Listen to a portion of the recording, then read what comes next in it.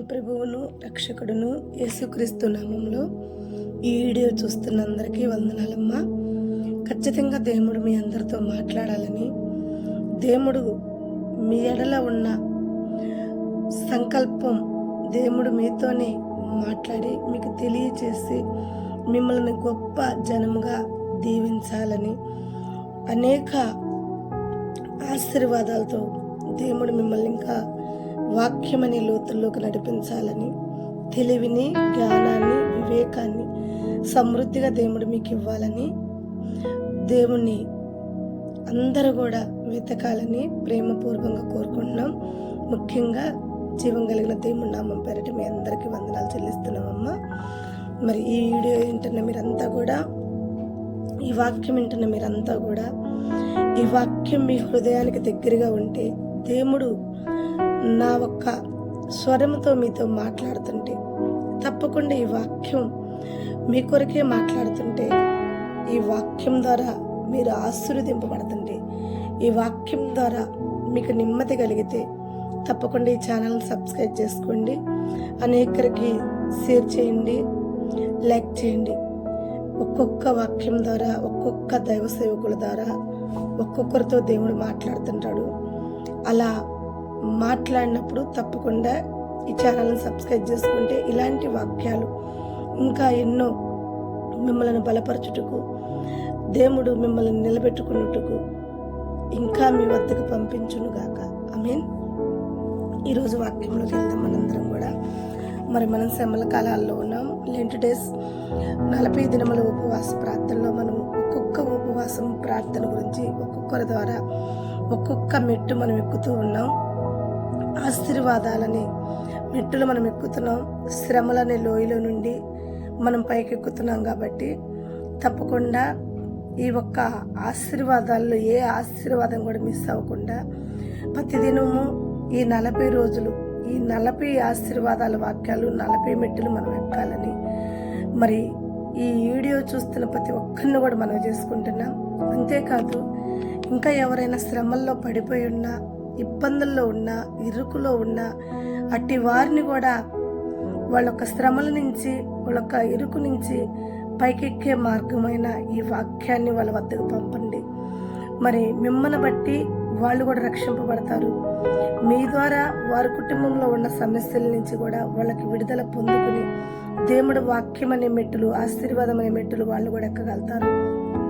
కనుక వారి ద్వారా నీకు 2 ఆశీర్వాదాలు కూడా పొందుకోగలుగుతాం. మరి వాక్యంలోకి వెళ్ళేటప్పుడు ఈరోజు మనం తెలుసుకోబోతున్న ఉపవాసం ఏంటి? మరి ముందు మనం తెలుసుకున్న ఉపవాసాలు ఏంటి? ఒకటి, అపవాదిని జయించుట కొరకు యేసు ప్రభు 40 రాత్రులు 40 పగళ్ళు ఉపవాసం ఉండి సాతాన్ని జయించాడు. రెండోది, అనేకరు నశించిపోతున్నా, అనేకరు కొట్టుకుపోతున్నా, తనొక్క యథార్థతను బట్టి, నీతిని బట్టి 40 రాత్రులు 40 పగళ్ళు దేవుడు ఓడలో రక్షింపబడిన నవాహు గురించి మనం తెలుసుకున్నాం. తర్వాత రేపేం జరుగుతుందో, నేడేం జరుగుతుందో తెలియని స్థితిలో మన జీవితాలు ఉన్నా కానీ దేవుడు వద్ద ఉపవాసం ఉండి 40 రాత్రులు 40 పగళ్ళు దేవుడితో కలిసి సహవాసం చేసి ముందు జరగబోతున్న దేవుడు సంకల్పాన్ని తెలుసుకుని ఇచ్చిన మోషేని మనం చూసాము. ఆ తర్వాత ఇశ్రాయేల్ ప్రజలు 12 గోత్రాలు వారు ఓడిపోయినప్పుడు దేవుడి వద్ద ప్రార్థన చేసి ఉదయం మొదలుకొని సాయంత్రం వరకు దేవుడి సన్నిధిలో కన్నీరు కార్చినప్పుడు వారు ఓటమి మీద విజయాన్ని పొందుకోవటం మనం చూసాం. ఆ తర్వాత మనం వచ్చేసి సౌలు ఒక మరణం నిమిత్తం దావీదు కన్నీరు కార్చి ఉపవాసం అంటూ మనం చూసాం. మరలా కూడా మనం చూస్తే దావీదు తన యొక్క బిడ్డ కొరకు కన్నీరు కార్చి 7 దినములు ఉపవాసం ఉన్నాడని మనం చూసాము. ఆ తర్వాత మనం చూస్తే 7వదిగా ఏలియా తన శక్తికి మించిన ప్రయాణం నిమిత్తం దేవుడిచ్చిన అప్పం తిని, దేవుడిచ్చిన నీరు తాగి 40 రాత్రులు 40 పగళ్ళు ఆ ఒక అప్పం బలము చేత ఉపవాసం ఉండి ప్రయాణం చేస్తున్నట్టు మనం చూసాము. 8వదిగా మనం వస్తే హెజ్రా గురించి, హెజ్రా ఒక్క కాపుదల గురించి, ఒక ఆయన ఏర్పాటు చేసుకున్న జనం కొరకు ప్రార్థించడం మనం చూసాం. తర్వాత నెహేమియా, నిన్నటి దినమైన నెహేమియా గురించి మనం తెలుసుకుని ఉన్నాం. నెహేమియా పాడైపోయిన పాకారాల కొరకు కన్నీరు కార్చి ఉపవాసం అన్నట్టు మనం చూసాం. ఇలా మనం 9 మెట్టులు పూర్తి చేసుకుని ఉన్నాం. 9 ఆశీర్వాదాల్ని మనం పొందుకుని ఉన్నాం. మరి ఈరోజు మనం పొందుకోబోతున్న వాక్యం, మరి ఈరోజు మనం పూర్తి చేయబోతున్న వాక్యం ఏంటంటే ఎస్తేరి గ్రంథంలో నుండి 4వ అధ్యాయం 16వ వచనంలో ఎస్తేరి ఒక ఉపవాసం, సుసన్న కోటలో ఎస్తేరి ఒక ఉపవాసాన్ని మనం చూస్తాం. మరి ఈమె కూడా ఉపవాసం, ఈమెది 3 రోజులు ఉపవాసం మనకు కనపడుతుంది. మరి ఎస్తేరి అంత గొప్ప రాజుకి రాణిగా దేవుడు జతపరిచాడు. మరి ఈమె ఒక ఉపవాసం ద్వారా మనం ఏం నేర్చుకోబోతున్నాం, ఈమె ఉపవాసం ద్వారా మనం ఏం తెలుసుకోబోతున్నాం అని మనం ఆలోచన చేస్తే, ఎస్తేరి ఒక అనాథగా ఉన్న స్థితిలో ఎస్తేరి పినతండ్రి ఎస్తేర్ని సాకాడు. తన తల్లిదండ్రులు చిన్నప్పుడే తన కళ్ళ ముందే తనకు దూరం అయిపోయారు. ఆ చిన్న వయసులోనే ఎస్తేరి అనాథ అనుకున్నది. కానీ దేవుడు ఎస్తేరి ఎడల చాలా గొప్ప సంకల్పం కలిగి ఉన్నాడు. ఈరోజు దేవుడి సంకల్పం నీ ఎడల నా ఎడల కూడా చాలా గొప్పగా ఉంది. మనమైతే ఏమనుకుంటామంటే అసలు ఎందుకు పుట్టేమో, మన ఒక పుట్టుకకి అర్థం ఏంటో తెలియని జీవితాలుగా మనం ఉంటాం. అయితే మనకైతే తెలియదు మనం ఎందుకు పుట్టాము, మన పుట్టుకకు మన జీవితం ఏంటో అనేది మనకు తెలియదు. కానీ మనల్ని పుట్టించిన దేవుడికి మాత్రం మన ఎడల ఆయన సంకల్పం చాలా గొప్పది. ఎందు నిమిత్తం పుట్టించాడో, ఆయన పని ఏంటో, మనం ఈ భూమి మీదకి ఎందుకు వచ్చాము, ఆయన చిత్తము లేనిది ఒక చిన్న చీమైనను ఈ భూమి మీదకి రాదు. అట్లాంటిది నిలువెత్తు మనిషి మనం భూమి మీదకి వచ్చామంటే, ఆయన స్వరూపమందు మనం జీవిస్తున్నామంటే ఆయన సంకల్పం మన ఎడల చాలా గొప్పది. ఆ సంకల్పం కొరకే, ఆయన ఒక పని కొరకు మనల్ని తల్లి గర్భంలో ఉన్నప్పుడే ఆయన రూపించుకుని ఉన్నాడు. అలాగే ఎస్తేర్ని కూడా మనం చూసినటువంటి దేవుడు తల్లి గర్భంలోనే ఎస్తేర్ని రూపించుకుని ఉన్నాడు. కనుక తల్లిదండ్రులు ఆమెని అనాథన చేసిన దేవుడు అనాథన చేయలేదు. దేవుడు తన కృపని ఎస్తేరు పట్ల చూపిస్తూనే ఉన్నాడు. ఎలా అంటే ఒక ముద్దుకాయ రూపంలో ముద్దుకాయ వచ్చాడు, తనను తీసుకున్నాడు, ఆదరించాడు. తన సొంత బిడ్డవలే తన యొక్క యోగక్షేమాలన్నీ కూడా చూసుకుంటూ తన్ని జాగ్రత్తగా కాపాడుకుంటూ వచ్చాడు.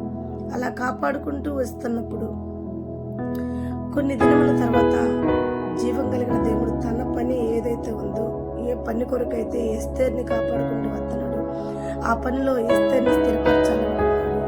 మరి సుసన్న కోటలో ఉన్న రాజుని ప్రేరేపణ చేయటం, ఆయన ఒక విందు సిద్ధపరచటం, ఆ విందులో ఆయన భార్యని బయటకు వచ్చి అందరికీ కనపడమంటాం, ఆ భార్య భర్త మాట తునీకరించడం, ఎమ్మటే భర్త కోపం వచ్చి కొంత అధికారులను పిలిపించి, మరి నా భార్య నా మాట వింటలేదు, మరి ఇలా తునీకరించింది, దానికి ఏంటి సురేష్ అని అడిగినప్పుడు వాళ్ళందరూ కూడా, అయ్యా ఏమే రానియే ఇలా భర్త మాటకు తునీకరించింది అంటే, మరి అల్పులు అయోగ్యులు ఇంకా భర్త మాటకి ఏమి లోపడతారయ్యా, కాబట్టి తునీకరించింది కాబట్టి ఆ పదవి నుండి ఏమైనా తీసేయాలా, రాణి అనే స్థానంలో నుండి ఏమైనా తీసేయాలా, రాణిగా ఉండబట్టే అంత గర్వం వచ్చింది, తను హెచ్చించుకుంది కాబట్టి రాజు మాట కూడా లెక్క చేయలేదు.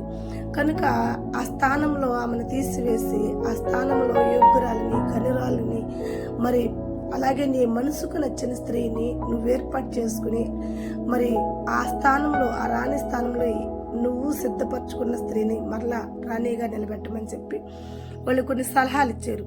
సలహాలు ఇచ్చినప్పుడు మరి సుసన్న కోటలో ఉన్న రాణి యొక్క అహంకారాన్ని బట్టి ఆ స్థానంలో ఆమె ఎమ్మటనే ఆ ఒక్క రాణి అనే పేరుని కోల్పోవాల్సి వచ్చింది, ఆ స్థానాన్ని దిగిపోవాల్సి వచ్చింది. మరి ఆ స్థానంలోకి ఎక్కుటకు అనేక మంది రాణులు వచ్చారు, అనేక మంది యువరాణులు, మహారాణులు వచ్చి కూర్చుని ఉన్నారు. అయితే మొద్దకయ్య ఈ జాడ తెలుసుకుని మరి ఎస్తేరిని కూడా ఆ స్థానంలోకి పంపాలని, ఎస్తేరికి కూడా అర్హతలు ఉన్నాయని, చక్కనిదని, గుణవతి అని, మాటకు లోపడే మనస్తత్వం ఎస్తేరికి ఉందని చెప్పి మరి మొద్దకయ్య ఎస్తేరమ్మని ఆ ఒక సుసన్న కోటలోకి పంపించడం మనందరం కూడా చూస్తాం. ఆ తర్వాత మొద్దకయ్యలో ఉంది దేవుడు కాబట్టి మొద్దకయ్యకు ఆలోచన కలిగి మొద్దకయ్య ద్వారా ఆ ఒక కోటలోకి దేవుడు ముందుగానే ఎస్తేర్ని సిద్ధపరచాలి అనుకున్న ప్రకారమే దేవుడు అతని ద్వారా సిద్ధపరిచాడు. అయితే సిద్ధపరిచినాక ఆ సుసన్న కోటలో ఉన్న రాజును కూడా దేవుడు తన స్వాధీనంలో తీసుకున్నాడు. ఎందరూ రాణిలు వచ్చినా, మహారాణిలు వచ్చినా కానీ ఆ రాజుకు నచ్చకుండా దేవుడు అతనికి ప్రేరేపణ చేసి మరి ఎస్తేరు వచ్చి అతని ఎదుట నిలబడ్డప్పుడు ఎస్తేర్ని రాజు నచ్చేలా అతని హృదయం ఎస్తేరి మీద కటాక్షించేలా దేవుడు చేసినప్పుడు ఎస్తేరి ఆ ఒక సుసన్న కోటకి రాణిగా మార్చబడింది. చూడండి, ఏంటి నా లైఫ్, ఏముంది నా లైఫ్లో, ఏంది నా జీవితం, ఇంకింతేనా అనుకున్న ఎస్తేరు జీవితాన్ని దేవుడు ఎలా ఎలా ఎలా ఎలా ఎస్తేరికి తెలియకుండా తన జీవితాన్ని ఎలా హెచ్చిస్తున్నాడో చూడండి. ఎప్పుడైనా ప్రియమైన బిడ్డలారా, మనం తగ్గించబడుతున్నాం, మనం అవమానపడుతున్నాం, మనం నిందింపబడుతున్నాం, మనం ఎంతైతే శోధింపబడుతున్నామో అప్పుడు దేవుడు మనల్ని హెచ్చించబోతున్నాడని అర్థం. మనుషులను నమ్ముకుని మనం ఎప్పుడు కూడా ముందుకు అడుగు వేయద్దు. ఎందుకంటే మనుషులు ఎప్పుడు కూడా మోసగాళ్ళే. ఎందుకంటే వాళ్ళు ఏ నిమిషంలో ఎలా తిరుగుతారో వాళ్ళకే తెలియదు. కుక్క తాక లాంటి వారు. కుక్క తాక చూడండి, ఎప్పుడు వంకరే. అది చేతిలో చక్కగా పట్టుకున్నంతసేపు మాత్రమే చక్కగా ఉంటుంది. దాన్ని విడిచిపెట్టిన మరో నిమిషం వంకర తిరిగిద్ది. అలాగే మనుషులు కూడా మనతో స్నేహం చేస్తారు, మనం వాళ్ళతో స్నేహం చేస్తాము, కానీ వాళ్ళ యొక్క ప్రవర్తన, వాళ్ళ యొక్క బిహేవియర్ మనకు నచ్చక వాళ్ళ నుంచి దూరంగా ఉన్నాము, వాళ్ళని విడిచిపెట్టాము అంటే మరో నిమిషంలో వాళ్ళ బుద్ధి వంకర బుద్ధులతో ఏం చేస్తారంటే మనల్ని శోధించటం, మనల్ని బాధ పెట్టడం, వాళ్ళు ఎలా చేస్తే మనం బాధపడతాం, ఏం చేస్తే బాధపడతామని మన మీద ఒక టార్గెట్ పెట్టేది, అలా చేయటం మొదలు పెడతారనమాట. అయితే కాబట్టి మనుషుల వైపు ఎప్పుడు చూడొద్దు, మనసులో ఒక ఆలోచనలు ఎప్పుడు చూడొద్దు. నిన్ను సృష్టించిన సృష్టికర్త ఆలోచన చాలా గొప్పది, ఆయన ఆలోచన చాలా విలువైనది. ఆయన ఆలోచన కొరకు ఎదురు చూడగానే మనుషుల ఆలోచన కొరకు అస్సలు ఎదురు చూడొద్దు. ఎస్తేరి మనుషుల వైపు చూసింది, ఒకప్పుడు బాధపడింది, ఎవరినెవరినో మంచివారు అనుకుంది, కానీ వారందరూ పెట్టే శోధనలు తట్టుకోలేకపోయింది. ఎంతో అవమానించారు, ఎంతో బాధ పెట్టారు. పుట్టంలోనే అనాథ అన్నారు, పుట్టంలోనే తల్లిదండ్రులను చంపేసిందన్నారు, ఇది ఒక వేస్ట్ మొహంది, ఎందుకు పనికిరానిది, ఇది అది అని చెప్పి ఎంతో ఘోరంగా తనను తునీకరించినప్పుడు కూడా తన ఒక బాబాయ్, తన ఒక చిన్న తండ్రి మాత్రం తనని ప్రేమించి తనని ఆదరించి దేవుడు హృదయం తనలో ఉంది కాబట్టి తనను ఒక ఉన్నతమైన స్థానంలో తునీకరించిన వారు ఎదుటే ఆమెను ఉన్నతంగా నిలబెట్టాలనుకున్నాడు. అతని ఆశ ఎన్నడూ కూడా దేవుడు వ్యర్థం చేయలేదు. సుసన్న కోటకి రాణిగా మార్చబడింది. దేవుడికి మహిమ కలుగును గాక. ఎక్కిరించిన వాళ్ళ ముందే, అవమానించిన వారి ముందే ఆమెను చూసి ఆమె బాధపడేలాగా ఆమె యొక్క క్రియలు చేసిన వారందరూ కూడా ఈరోజు ఆమెకు సాగిలపడి ఆమెనికి చేతులెత్తి దండం పెట్టే స్థానంలో దేవుడు ఉంచాడు. ఎప్పుడైనా గుర్తుపెట్టుకో ప్రియమైన బిడ్డ, ఒకరిని ఎప్పుడు తక్కువ అంచనే కాక, ఒకరిని బాధ పెట్టాలన్న ఆలోచన ఎప్పుడు చేయగాక, ఒకరు నాశనం అయిపోతే చూడాలి, ఒకరిని తునీకరించాలి, అనుక్షణము వాళ్ళు బాధపడుతుంటే మనం ఆనందించాలి. వాళ్ళు ఏ విధంగా అయితే బాధపడతారో, వాళ్ళకి ఇష్టం లేని పనులు ఏవైతే ఉంటాయో అవి చేయాలని చెప్పి ఎంతో ప్రయాసపడుతుంటాం. అది కరెక్ట్ కాదు. ఎప్పుడు మనం ప్రేమించేవారిగానే ఉందాం, ఎప్పుడు ఒకే రీతిగా ఉందాం. ఒకవేళ మన ఎడల శత్రువులు ఇబ్బంది పెడుతుంటే దేవుడు చూసుకుంటాడు. ఇదిగో యుద్ధం యెహోవాదే కానీ నీది నాది మాత్రం కాదు. అలాగే నీకున్న పగ, నీకున్న బాధ దేవుడే తీరుస్తాడు కానీ నీవు నేను తెచ్చుకోలేం కదా. కనుక దేవుడి మీద ఆధారపడాలి. ఎస్తేరు దేవుడి మీద ఆధారపడింది. తన అవమానాన్ని, తన దుఃఖాన్ని, తన చింతని యావత్తు మొత్తం దేవుడి మీద వేసింది. కాబట్టి దేవుడు ఆ యావత్తంతా కూడా మోసిన దేవుడు ఆ బాధ ఏంటో, ఎస్తేరు ఒక అవమానం ఏంటో తెలుసుకున్నాడు. ఎమ్మటినే ఎస్తేర్ని అవమానించిన వారు, ఎస్తేర్ని బాధ పెట్టిన వారు ఎస్తేరి పాదాల వద్దకు వచ్చేలాగా, ఎస్తేరి కర్ణ కటాక్షముల ద్వారా వర్ధిల్లేలా చేశాడు దేవుడు. అలాగే ఎస్తేరి దేవుడి రాజ్యంలో ఎంత తగ్గించుకుందో సుసన్న కోటలో అంత ఆశీర్వదింపబడింది. ఇలా ఎస్తేరి జీవితం మారిపోయింది, చక్కగా రాణి అయింది, హ్యాపీగా బతుకుతున్న సమయంలో. కానీ ఎస్తేర్ని రాణిని చేసింది ఎస్తేరి మరలా సుసన్న కోటలోకి ప్రవేశించింది. ఎస్తేరు అక్కడ హ్యాపీగా ఉండాలని కాదు, దేవుడి సంకల్పాన్ని నెరవేర్చాలి, దేవుడి పని చెయ్యాలి, దేవుడు ప్రజల్ని కాపాడాలి. కాబట్టి ఆ ఒక్క ఆలోచనతోనే దేవుడు ఎస్తేర్ని సుసన్న కోటలోకి చేర్చాడు. తన నిర్ణయించిన పనిలో ఎస్తేరు వాడబడాలి. కాబట్టి ఎమ్మటినే మొర్దెకై అనే తన పినతండ్రి చెప్తున్న మాటలు ఏంటంటే, మనొక జాతికి ప్రాబ్లం వచ్చింది, శ్రమ వచ్చింది, రాజు వద్ద నమ్మకంగా పనిచేసేవాడు మన జాతి మీద కన్ను వేసుకున్నాడు, మన జాతిని మరలా చెరలోకి పంపించాలని ఉన్నాడు, లేకపోతే మన జాతి ప్రజలందరినీ కూడా చంపాలని ఉన్నారు, మన జాతిని కాపాడాలి, రాజుతో నువ్వు మాట్లాడు అన్నాడు. అయితే ఎస్తేరు చేసిన ఆలోచన ఏంటో తెలుసా? ఎమ్మటినే రాజు వద్దకు వెళ్ళి నాకు ఒక పదవి ఉంది కదా, నాకు ఒక అధికారం ఉంది కదా, నేను అడగచ్చు కదా అని చెప్పి ఎస్తేరు అలాంటి పనులు చేయలేదు. ఎస్తేరి ఎప్పుడైతే మొర్దెకై తన పినతండ్రి మాట చెప్పాడో, ఇప్పుడైతే తన పినతండ్రి ఆహారం లేకుండా ఉపవాసం ఉంటూ బూడిద పోసుకుంటూ గోనెపట్టలు కట్టుకుని ఆ ప్రజల కొరకు ప్రయాస పడుతున్నాడని తెలుసుకుందో, ఎమ్మటిని ఎస్తేరు ఒక ఆలోచన చేసింది. తనకు ఒక వస్త్రాలు పంపాలనుకుంది, కానీ అతను వస్త్రాలు తీసుకోలేదు. తీసుకోకుండా ఏమంటున్నాడంటే, నాకు కావాల్సింది వస్త్రాలు కాదు, మనకు జాతి రక్షింపబడుట, అది నీ ద్వారా పని అయ్యిద్ది అని అన్నప్పుడు ఎస్తేరి తన పినతండ్రి చెప్తుంది, నా తండ్రి రాజు వద్దకు వెళ్ళి నేను మాట్లాడుటకు ఏ పాటి దాన్ని, రాజు వద్ద రాజు ఆజ్ఞ లేకుండా నేను పోతే మరలా నేను శప్పింపబడతాను రాజు వద్ద అని చెప్పి ఆలోచన చేసి, అలా అని చెప్పి తన సంకల్పం, తన పని ఏమాత్రం ఆపకుండా సుసన్న కోటలో ఉన్న అల్పులేమి, అయోగ్యులేమి, పనివారేమి సమస్త ప్రజలని కూడా ఎస్తేరు తన వద్దకు పిలిపించుకుని, మరి రాజు వద్దకు మనం వెళ్ళటం కాదు కానీ జీవం కలిగిన దేవుడు వద్ద మనం వెళ్ళినప్పుడు, ఆయనకు ప్రార్థన చేసినప్పుడు తప్పకుండా ఆయనే రాజుతో మాట్లాడి, ఆయనే రాజు హృదయాన్ని కదిలించి రాజు ఎదుటకు మనం పోయి నిలబడ్డప్పుడు రాజు మన మీద కటాక్షించేలా దేవుడే చేయగలుగుతాడని చెప్పి మంచి నిర్ణయం తీసుకుని మంచి ఆలోచన చేసి, అందుకే దేవుడు అంటాడు, గుణవతి అయిన భార్య తన కుటుంబాన్ని కట్టుకునిద్దంట. అంతేకాదు భక్తుడు సొలొమోను కూడా అదే మాట చెప్పాడు, గుణవతి అయిన భార్య తన కుటుంబాన్ని కట్టుకునిద్ది, జ్ఞానం కలిగిన స్త్రీ తన ఇంటిని చక్కదిద్దుకునిద్ది అని ఎంత చక్కని మాటలు స్త్రీల గురించి చెప్పారు. ఆ మాటలన్నీ కూడా ఈ ఒక ఎస్తేరులో ఇక్కడ కనపడుతున్నాయి మనకు. సూసన్న కోటలు ఎంత చక్కగా తన భర్త వద్ద మాట్లాడటానికి ముందుగా దేవుడి వద్ద సిద్ధపరచుకుంటుందంటే, అల్పులని, అయోగ్యులని అందరినీ కూడా చేర్చుకుని 3 రోజులు వాళ్ళతో పాటు ఆమె కూడా ఉపవాసం ఉండి ప్రార్థన చేసి, ఆ 3 రోజులు ప్రార్థన పూర్తయినాక రాజు ఎదుటికి పోయి అక్కడ కూడా రాణి అనే అహంకారము, రాణి అనే గర్వం ఆమెలో లేకుండా తన ప్రజలతో పాటు ప్రజల యొక్క సంఖ్యలో, ప్రజల యొక్క లెక్కింపులో, రాజు వద్దకు ప్రజలు ఎలా లెక్కలో లైన్లో వెళ్తారో అలా లైన్లో ప్రజల వద్ద నిలబడి రాజుకు కనపడే విధంగా, రాజు కళ్ళకి ఆమె కనపడే రీతిగా ఆమె ఆ లైన్లో నిలబడి తను తగ్గించుకుని ఉంటాం. రాజు చూశాడు. రాజు చూసినమ్మటనే ఎస్తేరు మీద రాజుకి కటాక్షం కలిగిందంట. ఎమ్మటనే ఎస్తేరుని పిలిపించి రాజు అంటున్న మాట ఏంటంటే, నీకు ఏం కావాలి ఎస్తేరి, నువ్వెందుకు ఇలా వచ్చి నిలబడ్డావు, నా ఆస్తిలో సగం ఆస్తి నీకు రాసియమంటావా అన్నాడు. దేవుడికి మహిమ. చూడండి, ఎస్తేరి అనుకుంది, రాజు ఎదుటికి పోతే రాజు నన్ను ఏం చేస్తాడు, నాకున్న స్థానాన్ని తీసేస్తాడేమో, చూడు ఒక్కసారి ప్రజల ముందుకు రానన్నందుకే ఆ రాణి స్థానాన్ని తీసేసి నాకు ఇచ్చాడు, మరి నేను ఆయన పర్మిషన్ లేకుండా వెళ్తే, ఆయన ముందుకు వెళ్తే ఈ స్థానాన్ని తీసి ఎవరికి ఇస్తాడు, ఈ అధికారాన్ని ఎవరి చేతిలో పెడతాడు అని చెప్పి ఎస్తేరు ఎంతో భయపడింది. కానీ అక్కడ జరిగిన విషయం ఏంటంటే, ఎస్తేరు తను ఎప్పుడైతే తగ్గించుకుని దేవుడి చిత్తానికి, దేవుడి పనికి ఎప్పుడైతే పూనుకుందో, ఎమ్మటినే రాజు అంటున్న వాగ్దానం, రాజు అంటున్న మాట ఎస్తేరు ఊహించినట్టే లేదా మాట. ఎస్తేరు భయపడ్డట్టే లేదు.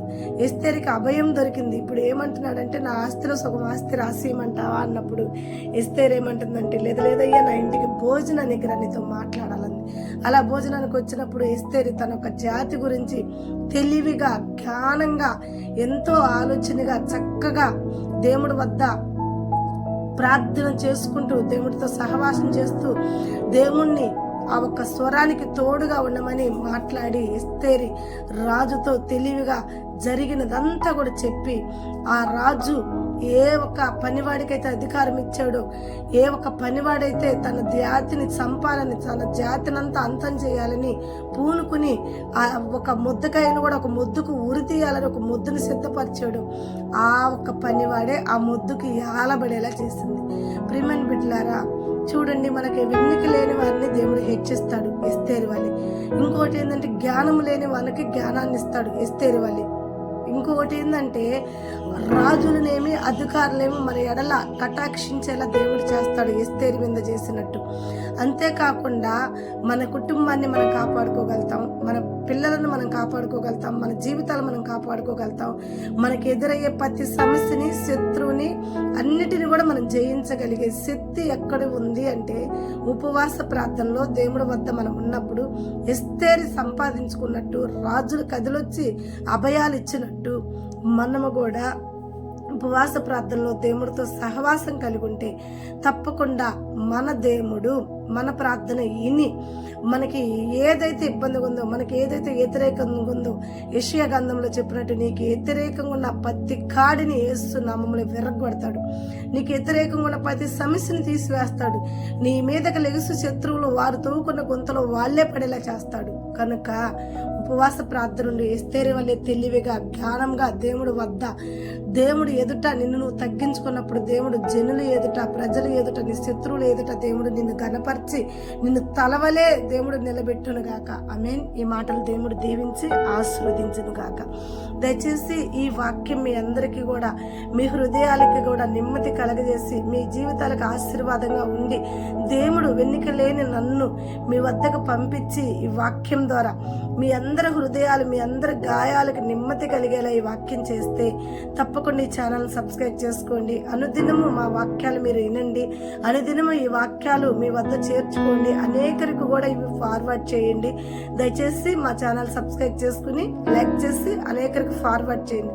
అంతేకాకుండా ఇంకా ఉదయకాల సమయాన్ని కూడా వాక్యాలు వినాలి, ఇంకా దేవుడు ఏం మాట్లాడుతున్నాడు, ఇంకా దేవుళ్ళు ఎదగాలని మీరు ప్రయాసపడితే తప్పకుండా మనకి ఇన్స్టా కూడా ఉంది. మన ఇన్స్టాలో ఐడియా ఏంటి అని అంటే బేతేల్ మినిస్ట్రీ. ఈ బేతేల్ మినిస్ట్రీలో ప్రతిరోజు కూడా గాయపడిన వారి కొరకు దేవుడు ఒక వాక్యం పంపిస్తూనే ఉంటాడు. ఆ వాక్యం ద్వారా వాళ్ళ గాయాలు కడుతూనే ఉంటాడు.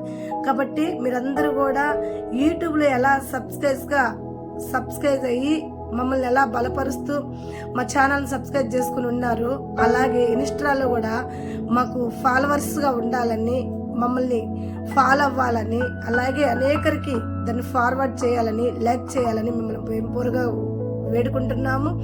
మీ కొరకు తప్పకుండా అనుదినము ప్రార్థన చేస్తాం. మీకున్న సమస్యల నిమిత్తం యూట్యూబ్లో ఎందరైతే సబ్స్క్రైబ్స్ ఉన్నారో మేము ప్రతిరోజు చూస్తూనే ఉన్నాం.